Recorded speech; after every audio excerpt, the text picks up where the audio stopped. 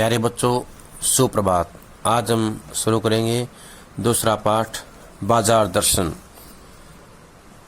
एक बार की बात कहता हूँ, मित्र बाजार गए तो थे कोई एक मामूली सी चीज़ लेने के लिए, पर लौटे तो एकदम बहुत से बंडल पास थे। मैंने कहा, यह क्या है? बोले, यह जो साथ थी। उनका आशय था कि यह पत्नी की महिमा है। उस महिमा के मैं कायल हूँ।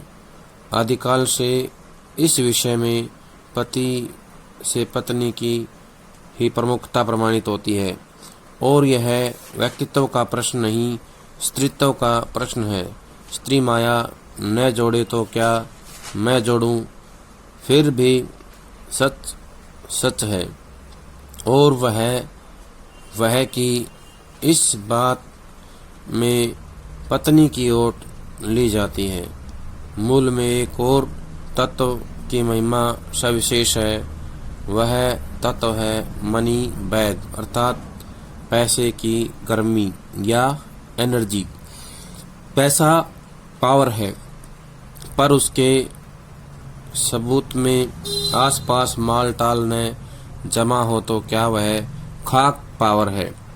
पैसे को देखने के लिए बैंक हिसाब देखिए, पर माल असबाब मकान कोठी तो अनदेखे भी दिखते हैं। पैसे की उस परचेजिंग पावर के प्रयोग में ही पावर का रस है। लेकिन नहीं, लोग संयमी भी होते हैं। वे फिजूल सामान को फिजूल समझते हैं। वे पैसा बहाते नहीं और बुद्धिमान होते हैं। बुद्धि और संयम पूर्वक वह पैसे को जोड़ते जाते हैं। वह पैसे की पावर को इतना निश्चय समझते हैं कि उसके प्रयोग की परीक्षा उन्हें दरकार नहीं है। बस खुद पैसे के जुड़ा होने पर उनका मन गर्व से भरा फूला रहता है। मैंने कहा, यह कितना सामान ले आए? मित्र ने सामने मनी बैग फैला दिया। कहा, यह देखिए, सब उड़ गया। अब जो रेल टिकट के लिए भी बचा हो। मैंने तब तय माना कि और पैसा होता तो और सामान आता। वह सामान जरूरत की तरफ देखकर नहीं आया, अपनी परचेजिंग पावर के अनुपात में आया है। लेकिन ठहरिए, इस सिलसिले में एक और भी महत्व का तत्व है जिसे नहीं भूलना चाहिए। उसका भी इस कर्तव्य में बहुत कुछ हाथ है। वह महत्व है बाजार। मैंने कहा, यह इतना कुछ नाहक ले आए। तो इससे जुड़े प्रश्न देखें। पहला प्रश्न तो ये आएगा कि लेखक के मित्र किसके साथ बाजार गए? तो बताना है अपनी पत्नी के साथ। किसके साथ गए? अपनी पत्नी के साथ बाजार गए थे।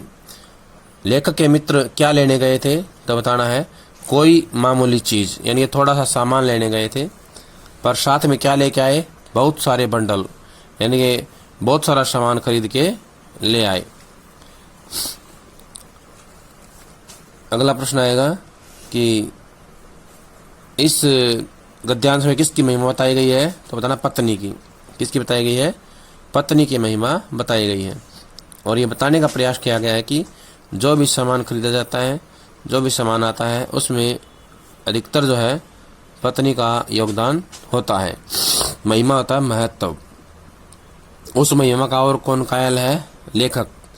लेखक भी जो है इसका कायल है, यानी उसको जो मानता है। आदिकाल से किस विषय में पत्नी की महिमा प्रमुख है? तो बताना है कि पैसा जोड़ने में, पैसा इकट्ठा करने में, और घर में सामान लाने में भी जो है पत्नी का महत्व होता है। पत्नी की जो है प्रमुखता प्रमाणित होती है। ये किसका प्रश्न है? व्यक्तित्व का नहीं, स्त्रीत्व का है। किसका प्रश्न है? ये प्रश्न जो है स्त्रीत्व का है, नारी जाति का है। माया कौन नहीं जोड़े तो कौन जोड़े? इसमें कहा गया कि माया अर्थात पैसा, पैसा जो है नारी जोड़ती है, महिला जोड़ती है, और ऐसा वो नहीं करेगी तो कौन करेगा? यानी कि मनुष्य ऐसा नहीं कर सकते हैं। अगला प्रश्न आएगा, किस के बारे में पत्नी की ओट ली जाती है?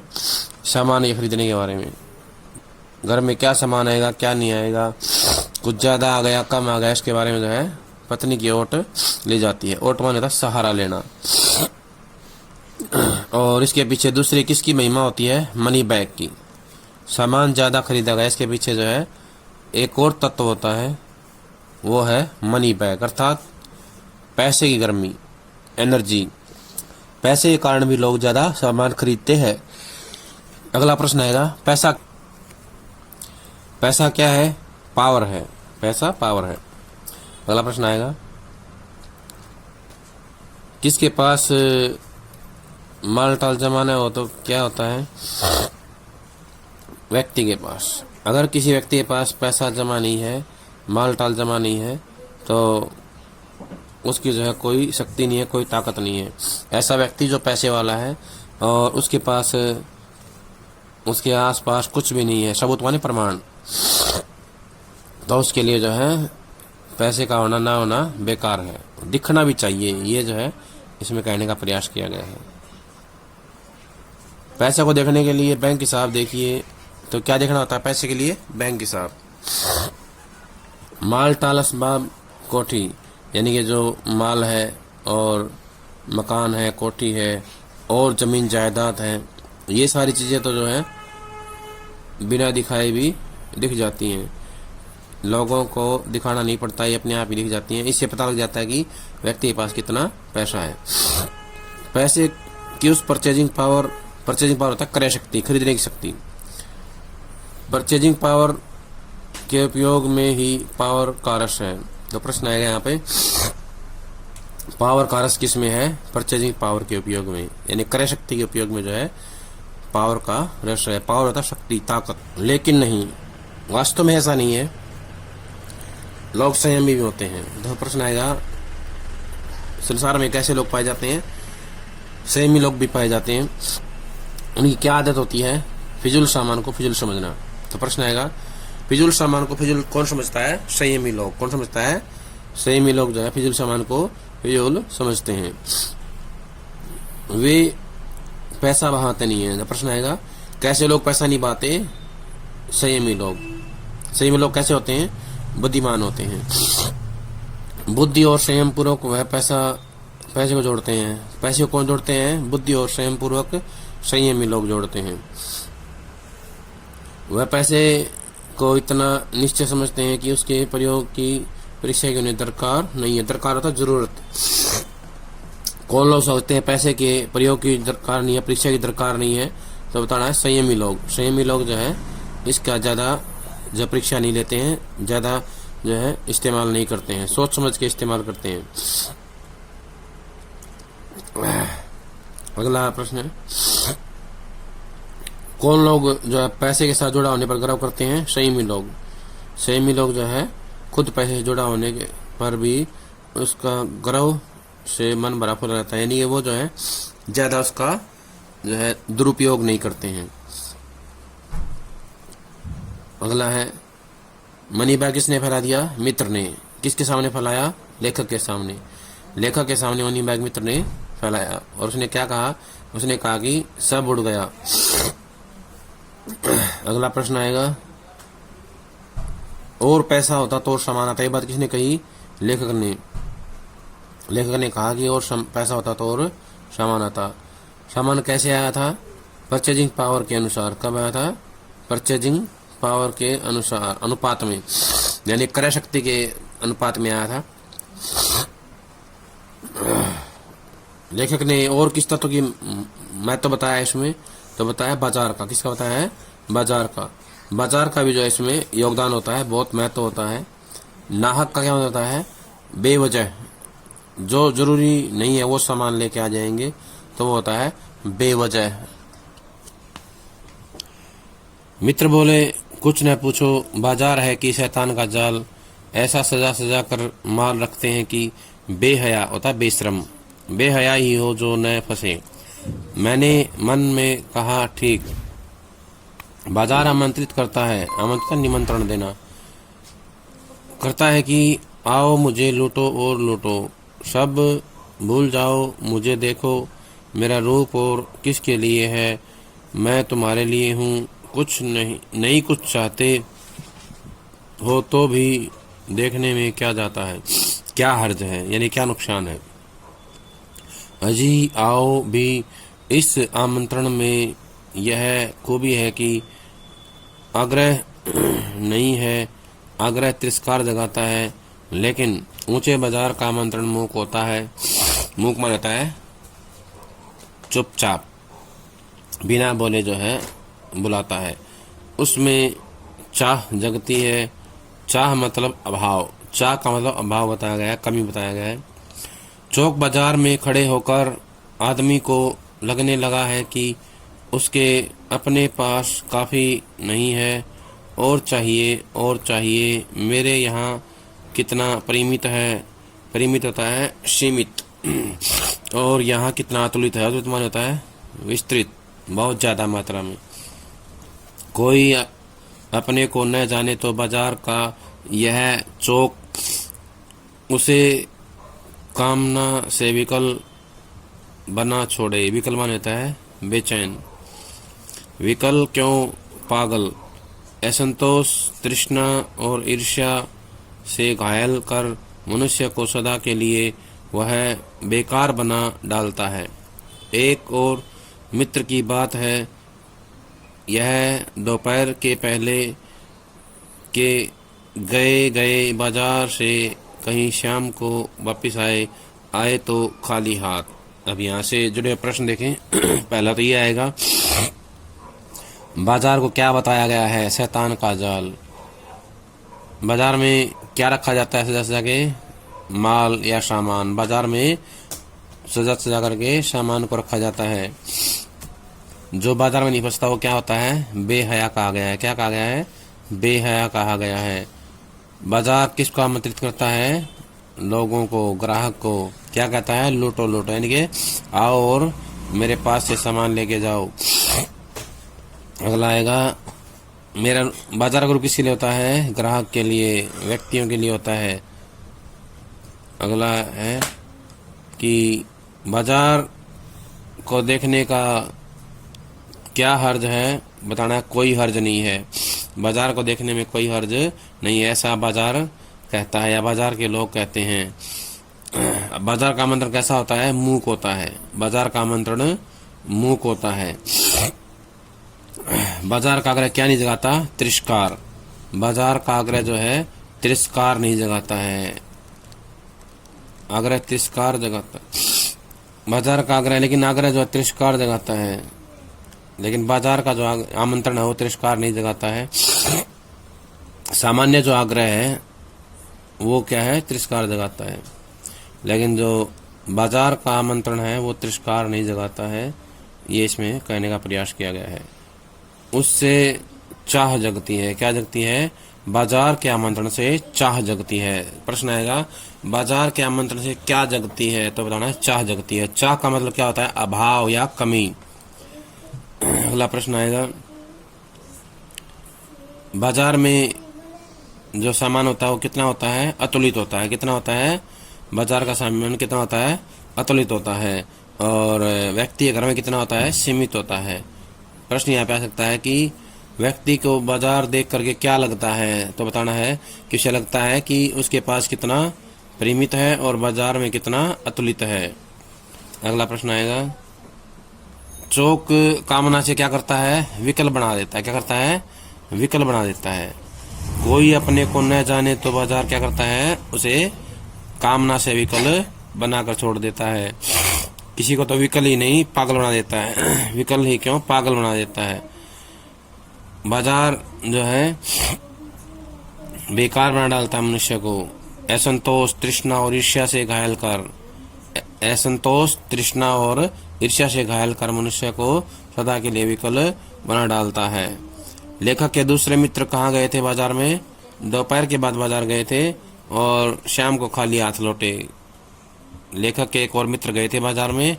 कब गए थे? दोपहर के पहले गए थे और शाम को खाली हाथ लौटे थे। मैंने पूछा कहाँ रहे? बोले बाजार देखते रहे। मैंने कहा बाजार को क्या देखते क्या रहे? बोले क्यों बाजार? तब मैंने कहा लाए तो कुछ नहीं। बोले हाँ पर यह समझ नहीं आता था कि न लूं तो क्या, सभी कुछ तो लेने को जी होता था। कुछ लेने का मतलब था शेष सब कुछ छोड़ देना, पर मैं कुछ भी नहीं छोड़ना चाहता था, इससे मैं कुछ भी नहीं ले सका। मैंने कहा खूब, पर मित्र की बात ठीक थी। अगर ठीक पता नहीं है कि क्या चाहते हो तो सब और की चाह तुम्हें घेर लेगी और तब परिणाम त्रास ही होगा, गति नहीं होगी न कर्म। बाजार में एक जादू है, वह जादू आँख की राह काम करता है। वह रूप का जादू है, पर जैसे चुंबक का जादू लोहे पर ही चलता है, वैसे ही इस जादू की भी मर्यादा है। जेब भरी हो और मन खाली हो, ऐसे हालात में जादू का असर खूब होता है। जेब खाली पर मन भरा न हो तो भी जादू चल जाएगा। मन खाली है तो बाजार की अनेकानेक चीजों का आमंत्रण उस तक पहुंच जाएगा। कहीं हुई उस वक्त जेब भरी, तब तो फिर वह मन किसकी मानने वाला है। मालूम होता है यह भी लूं वह भी लूं, सभी सामान जरूरी और आराम को बढ़ाने वाला है। मालूम होता है यह भी लूं वह भी लूं, सारा आराम को बढ़ाने वाला मालूम होता है, पर यह सब जादू का असर है। जादू की सवारी उतरी की पता चलता है कि फैंसी चीजों की बहुतायत आराम में मदद नहीं देती, बल्कि खलल डालती है। थोड़ी देर को स्वाभिमान को सेक मिलती है जरूर सेक मिल जाता है, पर इससे अभिमान की गिल्टी की और खुराक मिलती है। गिल्टी होता है सेक, यानी कि जो अभिमान है उसका जो प्रभाव है, उसका जो असर है, उसको जो है खुराक मिलती है, उसको जो है और जो है ताकत मिलती है। जकड़ रेशमी डोरी की हो तो रेशम के स्पर्श के मुलायम के कारण क्या वह कम जकड़ होगी, पर उस जादू की जकड़ से बचने का एक सीधा सा उपाय है। वह यह है कि बाजार जाओ तो खाली मन न हो, मन खाली हो तब बाजार न जाओ। कहते हैं लू में जाना हो तो पानी पीकर जाना चाहिए। पानी भीतर हो, लू का लूपन व्यर्थ हो जाता है। मन लक्ष्य में भरा हो तो बाजार भी फैला का फैला रह जाता है। तब वह घाव बिल्कुल नहीं दे सकेगा, बल्कि कुछ आनंद ही देगा। तब बाजार तुमसे कृतार्थ उपकृत, क्योंकि कुछ न कुछ सच्चा लाभ उसे दोगे। बाजार की असली कृतार्थता आवश्यकता के समय काम आना है। यहाँ एक अंतर चीन लेना माने जानना पहचानना जरूरी है या बहुत जरूरी है। मन खाली नहीं रहना चाहिए, इसका मतलब यह नहीं है कि वह मन बंद रहना चाहिए। जो बंद हो जाएगा वह शून्य हो जाएगा। शून्य का अधिकार बस परमात्मा का है। यहाँ से जुड़े हुए प्रश्न देखें। पहला प्रश्न तो यही आएगा कि लेखक के मित्र बाजार में क्या देखते रहे, तो बताना है बाजार को देखते रहे। अगला प्रश्न आएगा, लेखक के मित्र ने बाजार से क्या खरीदा? तो बताएंगे कुछ भी नहीं खरीदा। लेखक के मित्र ने बाजार से कुछ भी नहीं लेकर के आए, कुछ भी नहीं खरीद के लाए। अगला प्रश्न आएगा कि लेखक का जो मित्र था वो जो है क्या सोचता था? बताना है। लेखक का मित्र ये सोचता था कि वो क्या ले क्या ना ले इसका निर्णय नहीं कर पाया था, इसलिए उसके लिए सब कुछ खरीदना जो है आवश्यक हो गया था। वो सब कुछ खरीदना चाहता था। वो ये मानता था कि कुछ खरीदने का मतलब है शेष को छोड़ देना, लेकिन उसका मन जो है कुछ भी नहीं छोड़ना चाहता था। अगला प्रश्न आएगा कि बाजार में कब जाना चाहिए? बाजार में तब जाना चाहिए जब हमें ठीक से पता हो कि हमें क्या लेना है, हमें क्या खरीदना है बाजार से। अगर ठीक पता नहीं है तो हमें बाजार में नहीं जाना चाहिए, क्योंकि ऐसा करेंगे तो हमें चाह घेर लेगी। क्या घेर लेगी?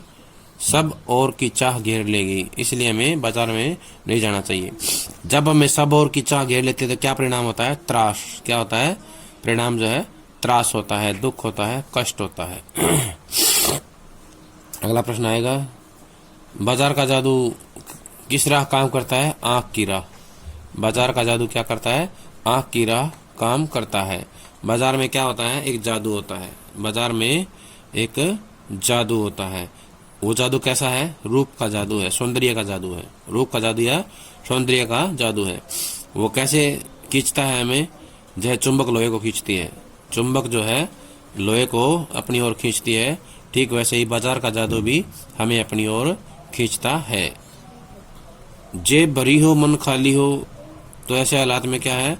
जादू खूब काम करेगा। तो प्रश्न बनेगा यहाँ पे, जब बाजार का जादू काम करता है तो उस समय क्या होता है? जेब भरी और मन खाली होता है। या जेब बाजार का जादू सबसे ज्यादा कब काम करता है? जेब भरी हो और मन खाली हो, तब जो है बाजार का जादू सबसे ज्यादा काम करता है। बाजार का जादू सबसे ज्यादा कब काम करता है, या बाजार का जादू सबसे अधिक कब चलता है? तो बताना है, जब जेब भरी हो, जेब भरी हो मन खाली हो, तब जो है बाजार का जादू सबसे अधिक काम करता है, उसका ज्यादा असर होता है। बाजार का जादू जो है होता है तो क्या करता है? मनुष्य बेकार की वस्तुएं भी खरीद लेता है, ऐसी वस्तुएं जो उसे कोई काम नहीं आती।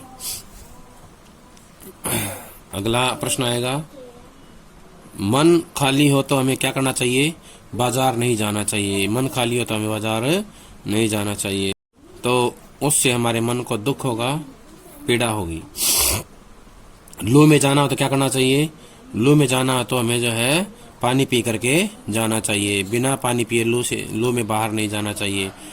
ठीक ऐसे ही जब तक हमारा मन दृढ़ निश्चय से पूर्ण ना हो तब तक हमें बाजार नहीं जाना चाहिए, क्योंकि लू में बाहर जाएंगे तो पानी पी के जाएंगे और उसका असर जो है हमारे ऊपर नहीं हो पाएगा, लू का असर। ठीक वैसे ही बाजार के जादू का असर भी हम पे नहीं हो पाएगा। बाजार में क्या होता है? फैंसी चीजों की बहुतायत होती है। क्या होती है? फैंसी चीजों की बहुतायत होती है। और बाजार का जादू चढ़ता है तो हम क्या करते हैं? बहुत सारी फैंसी चीजें खरीद लेते हैं और लगता है ये हमारे आराम में मदद करेंगी। और जब उतरता है बाजार का जादू तो पता लगता है कि वो सारी चीजें जो है हमारी मदद नहीं करती, बल्कि खलल डाल रही हैं। खलल माने रुकावट। वो सारी चीजें रुकावट डाल रही हैं। इससे क्या होता है? अभिमान की गिल्टी को सेक मिलती है। क्या मिलती है? अभिमान की गिल्टी को खुराक मिलती है, उनसे और ज्यादा जो है ताकत मिलती है। किससे मिलती है? हम बाजार से जो वस्तुएं खरीदते हैं फैंसी, उससे मिलती है। रेशमी जकड़ रेशमी डोरी की हो तो रेशम के स्पर्श के मुलायम के कारण क्या वह जकड़ कम हो जाती है। कहने का आशय है कि चाहे डोरी कोई हो, रेशमी हो या सामान्य हो, उसकी जकड़ जो है कभी कम नहीं होती है। जकड़ दोनों की बराबर होती है। जादू की जकड़ से बचने का उपाय क्या है? बाजार में जाएं तो खाली मन नहीं जाना चाहिए। प्रश्न आएगा कि बाजार जाएं तो हमें क्या करना चाहिए? खाली मन नहीं जाना चाहिए। सीधा सा उपाय है, बाजार की जकड़ से बचने का सीधा उपाय है कि हमें बाजार में खाली मन नहीं जाना चाहिए। खाली मन हो तो बाजार में ना जाएं। ठीक वैसे ही जैसे लू में जाना हो तो पानी पी करके जाना चाहिए। प्रश्न आएगा, लू में हमें क्या पी के जाना चाहिए? पानी पी के जाना चाहिए। मन किससे भरा होना चाहिए? लक्ष्य से भरा होना चाहिए। मन लक्ष्य से भरा हो तो क्या होता है? बाजार भी फैला का फैला रह जाता है। बाजार हमें कब घाव नहीं देता? जब मन भरा होता है। अगला प्रश्न आएगा, बाजार कृतार्थ कब होता है? जब हम जरूरत का सामान खरीदते हैं। बाजार की असली कृतार्थता आवश्यकता के समय काम आना है। प्रश्न आएगा, बाजार की असली कृतार्थता किस में है? आवश्यकता के समय काम आने में। हमें अंतर किस में, अंतर की पहचान क्या करनी चाहिए? अंतर ये है कि जब खाली मन को खाली नहीं छोड़ना चाहिए और खाली नहीं छोड़ना, जिसका मतलब ये नहीं है कि हम मन को बंद रखना चाहिए। हमें मन को बंद नहीं करना चाहिए, क्योंकि बंद करना, मन बंद हो जाएगा तो शून्य हो जाएगा। शून्य होने का अधिकार परमात्मा का। कहने का आशय है कि हमें मन को जबरदस्ती बंद नहीं करना चाहिए, हठपूर्वक बंद नहीं करना चाहिए। अगर हम ऐसा करेंगे तो हमारा मन जो है क्या हो जाएगा? हमारा मन जो है पूरी तरह से कुंठित हो जाएगा, दब जाएगा। ऐसा नहीं करना चाहिए, क्योंकि ऐसा करना मनुष्य के अधिकार में नहीं है। हमें मन को नियंत्रण में रखना चाहिए, ना कि उसे जबरदस्ती जो है बंद कर देना चाहिए, क्योंकि बंद करना जो है शून्य होना है और शून्य होने का अधिकार परमात्मा का है, मनुष्य का ये अधिकार नहीं है। यहाँ पर प्रश्न आएगा, शून्य होने का अधिकार किसका है? बताना। परमात्मा का। किसका अधिकार है? शून्य होने का अधिकार परमात्मा का है। हमें क्या नहीं करना चाहिए? मन को बंद नहीं करना चाहिए। हमारा मन कैसा नहीं होना चाहिए? खाली नहीं होना चाहिए। खाली रहने का मतलब क्या है? मन को बंद रखना। मन को बंद रखने से मतलब क्या है? उसे जबरदस्ती बंद करना। ऐसा हमें नहीं करना चाहिए।